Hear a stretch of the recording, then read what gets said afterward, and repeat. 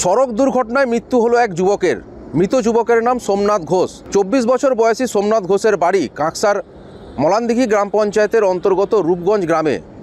জানা গেছে তাদের জমিতে ধান কাটার কাজ চলছে, যার কারণে সোমবার দুপুরে সে বাড়ি থেকে স্কুটি নিয়ে বের হয় এবং ধান কাটার জন্য শ্রমিকের খোঁজ করার পর সে যখন তার বাড়ি ফিরছিল, গ্রামে ফেরার সময় তার গ্রামে ঢোকার মূল রাস্তায় পৌঁছতেই সেখানে উল্টো দিক থেকে আসা একটি ডাম্পার তাকে পিষে দেয় এবং ঘটনাস্থলে মৃত্যু হয় সোমনাথ ঘোষের। স্থানীয়রা খবর পেয়ে ছুটে আসে এবং ডাম্পারটিকে আটক করে তারা বিক্ষোভ দেখাতে থাকে। শিবপুর মুচিপাড়া রোড অবরোধ করে এলাকার মানুষ বিক্ষোভ দেখাতে শুরু করে।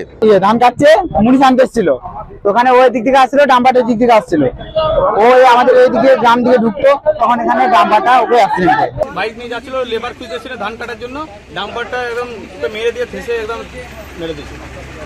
আপনারা কি চাইছেন এখন? কি চাইবো, আমরা ডাম্পারটা নিয়ে যাবো, ওর ফ্যামিলি যেটা দাবি করবে সেই দাবিটা আমরা চাইছি। আমরা পুলিশের উপর ভরসা নাই আমাদের। ও 24-25 বছরের ছেলে, ইয়ং ছেলে, পুলিশ কি করছে? বলছে গাড়ি তুলে নিয়ে চলে যাবো। কি জন্য গাড়ি তুলে নিয়ে হবে?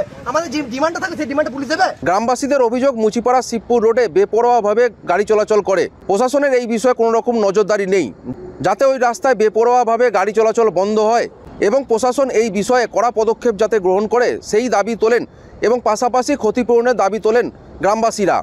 দীর্ঘক্ষণ ধরে মুচিপাড়া শিবপুর রোড অবরোধ করার পর ঘটনাস্থলে কাঁকসা থানার পুলিশ এবং কমব্যাট ফোর্স পৌঁছে পরিস্থিতির সামাল দেয় এবং পুলিশের আশ্বাসে অবশেষে দীর্ঘক্ষণ পর বিক্ষোভ উঠিয়ে নেন বিক্ষোভকারীরা।